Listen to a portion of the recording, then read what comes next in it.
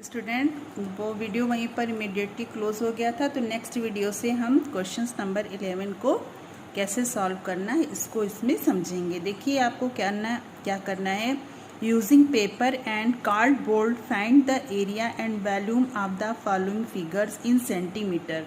यानी आपको क्या करना है, छोटे छोटे पेपर का या फिर कार्डबोर्ड जो गत्ते वगैरह रहते हैं उससे आपको फाइंड द एरिया। आपको पहले फिगर बनाना है, जैसे कि क्यूबॉइड बनाना है, क्यूब बनाना है, रोलर बनाना है, कोन बनाना है, ट्रायंगल बनाना है, ठीक है ना। इन सब सारी चीज़ों को बनाने के बाद आपको उसका find the area and volume of the following figures. आप इन सबों का आपको एरिया यानी क्षेत्रफल और आयतन दोनों को ज्ञात करना है सेंटीमीटर में। किस में ज्ञात करना है बच्चों? सेंटीमीटर में। मान लीजिए आप एक फिगर बनाते हैं क्यूब का, ठीक है ना। तो इसको आपको कैसे है समझ लीजिए, ये है क्यूब, ठीक है ना। ये मान लीजिए आपने कार्डबोर्ड लिया या आपने कार्डबोर्ड ले लिया या फिर आपने एक पेपर लिया, हार्ड पेपर ही ले लिया आपने, फिर उस पेपर का आपने एक क्यूब बनाया। क्यूब समझ रहे हैं? देखिए क्यूब का एग्जाम्पल सबसे अच्छा ये बच्चे कि आप जिस कमरे में बैठे हैं समझ लीजिए वो एकदम बहुत ही अच्छा एग्जाम्पल क्यूब का है। अब आप सोचिए कि कमरा या फिर लूडो का जो आप खेलते हो उसका पासा, वो भी क्यूब का ही एक एग्जाम्पल है, ठीक है ना।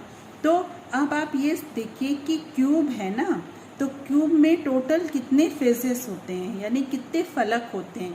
तो जब आप कमरे में बैठे हैं तो आप खुद देखिए उसकी चारों तरफ की दीवार है ना, 1 1 2 यानी कि 1 2 3 4 ये 4 तरफ की दीवार हो गई, और ऊपर और नीचे के क्या हो गए 5 और 6 फेसेस हो गए, यानी इसके 6 फलक हो गए, ठीक है ना।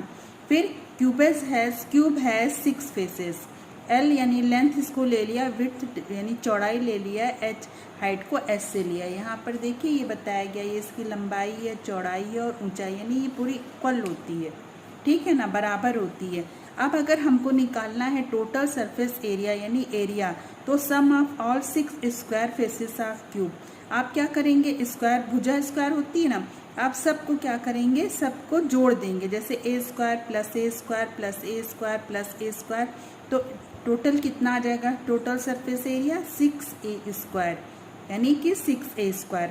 अब आपको क्या करना है कि अगर एरिया ऑफ क्यूब लेना है, total surface area of cube, तो मान लीजिए इक्वल 5 सेंटीमीटर। अभी आपके देखिए यहाँ पर बोला भी जा रहा है कि आपको क्या करना है, सेंटीमीटर में ही लेना है ना। जो आप बनाएंगे अपना फिगर तो उसको सेंटीमीटर में ही लेंगे। तो मान लीजिए ए हमने एक तरफ की एल ले लिया, इसकी ए 5 सेंटीमीटर, ठीक है ना। फिर अगर हमको टोटल सरफेस एरिया निकालनी है तो ये 6 यानी सब इसकी 5 होगी, 5 लंबाई 5 चौड़ाई 5 ऊंचाई सब बराबर होगी, तो 6 फलक होंगे इसके। तो आप क्या होगा कि ये 6 × 5 स्क्वायर, ये यहाँ पर इसकी वैल्यूज रख रहे हैं ना टोटल सरफेस एरिया में। जब आप इसकी वैल्यूज रखेंगे 6 सबको मल्टीप्लाई कर देंगे, ठीक है। मल्टीप्लाई करने के बाद 150 सेंटीमीटर स्क्वायर इसका सरफेस एरिया आएगा, ओके। अब वॉल्यूम निकालेंगे तो वॉल्यूम 1 क्यूब होता है।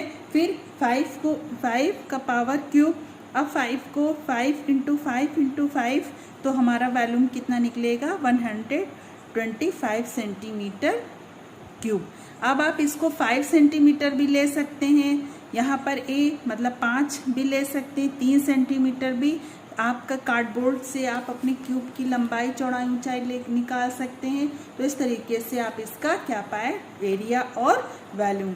अब आप बच्चों जैसे इसमें तो रेडियस नहीं, लेकिन बाकी आप ट्रायंगल का रेडियस निकालेंगे और किसका रेडियस निकालेंगे, यहाँ पर जो फिगर दिए रोलर है, ट्रायंगल है, कोन, इन सब का आप क्या निकालेंगे, रेडियस भी साथ में निकालेंगे। और फिर आप इसको, अभी तो मैंने एक एग्जाम्पल से आपको समझा दिया, बाकी आप इन सबों का रेडियस, जिसमें रेडियस बच्चों उसका रेडियस भी निकालेंगे और आप इस तरीके से इस क्वेश्चंस को सॉल्व करेंगे। देखिए नेक्स्ट क्वेश्चन है हमारा, every student, question 11, every student will plant a tree in his her home Bari, other area, student should measure the length in the every week and the growth will be marked in centimeter. All the work will write down in a notebook.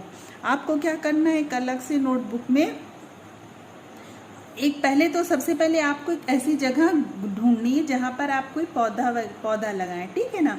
उसके बाद आप उस पौधे को हर week जाकर measures करें, मतलब नापें उसको, कैसे उसकी हाइट को नापें, ठीक है ना, कि वो कितना बढ़ा एवरी वीक, प्रत्येक सप्ताह, एंड द ग्रोथ, और उस कितना बढ़ा और उसकी ग्रोथ वृद्धि क्या है, will be marked in centimetre. मान लीजिए कि जैसे वो एक हफ्ते में 3 सेंटीमीटर बढ़ पाया तो अगले हफ्ते में वो 5 सेंटीमीटर बढ़ा, कि इस तरीके से आपको सेंटीमीटर में उसकी ग्रोथ को, हाइट को मापना है। All the work will write down in notebook, और सारे काम को आपको अपने नोट करना है एक नोटबुक में, यानी कि आपको एक ऐसी टेबल बना लेनी है, पौधे ले लेना है, पौधे का 1 वीक 2 वीक, ठीक है ना, 3 वीक 4 वीक, इस तरीके से हर वीक में आपको मेजर करना है, एवरी वीक क्या करना है। And growth will be marked in centimetre in area, all the work will write down in A notebook. What precaution, next question है question 13, what precaution should be taken in the isolation of patient with the initial mild symptoms of corona। अब देखिए यहाँ पर जो corona disease है, ये अब आप लोग अच्छे से जान रहे हैं बच्चों कि जिसको भी ये डिसीज़ होती है कोरोना, कोविड-19 से जो इन्फेक्टेड होता है, सबसे पहले उसको घर में आइसोलेट कर दिया जाता है ताकि वो अलग रहे और दूसरों को वो डिसीज़ ट्रांसमिट ना हो, यानी कि वो फैले ना, ठीक। तो अब मान लीजिए आप के घर में ही कोई इस तरीके का ऐसे कोरोना पेशेंट है, ठीक है ना, जिसके इनिशियल सिम्टम्स हैं, जिसको कि मतलब अभी आपको लग रहा है कि कोरोना है, इसको हल्का सर्दी खांसी जुकाम बुखार इस तरीके से, सर दर्द या इस तरीके से फीवर वगैरह सारे सिम्टम्स हैं। तो अब आपको क्या करना चाहिए, आपको तो सबसे पहले वो आइसोलेशन में ठीक है, लेकिन उसकी मॉनिटरिंग करना बहुत ज़रूरी है कि उसकी तबीयत, उसका फीवर कैसे नापें, उसकी तबीयत ठीक है या उसको मेडिसिन प्रॉपरली, ठीक।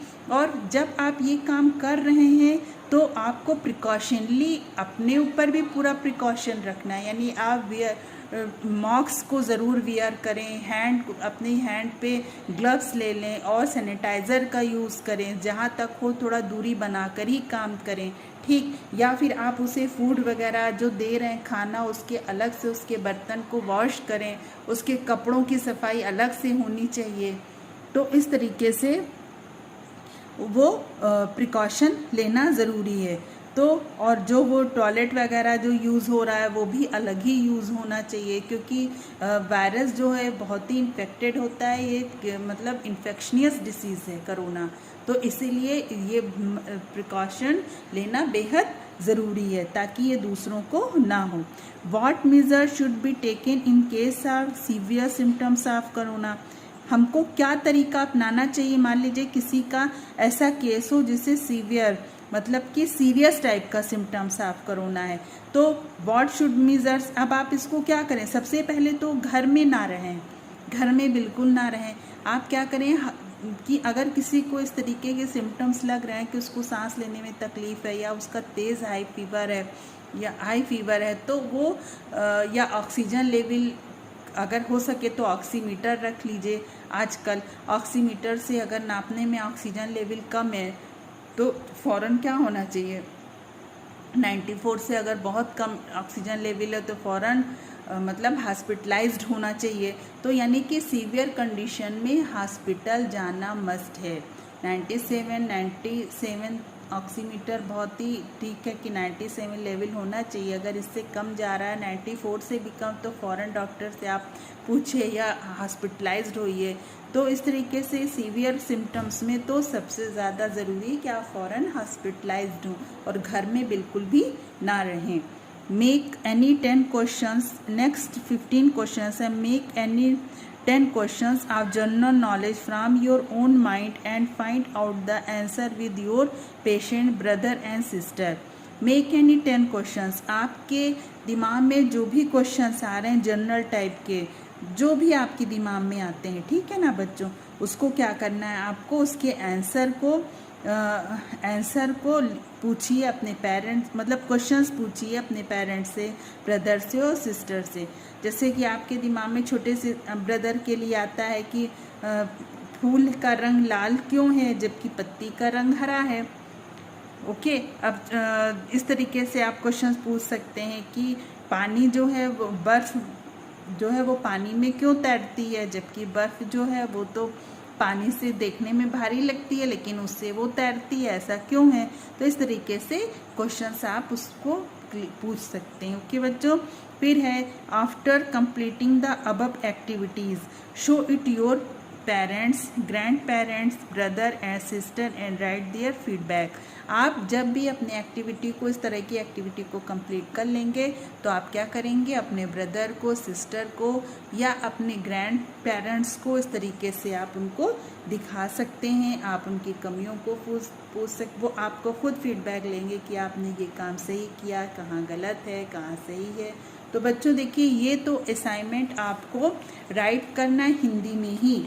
किसमें राइट करना है, हिंदी में ही। यहाँ तो इंग्लिश को असाइनमेंट आपको बता दिया गया, लेकिन जब आप राइट करेंगे इस असाइनमेंट को, सॉल्व करेंगे तो सॉल्व करेंगे किस में, हिंदी में सॉल्व करेंगे। ओके स्टूडेंट, आप इसमें बिल्कुल मत घबराइएगा।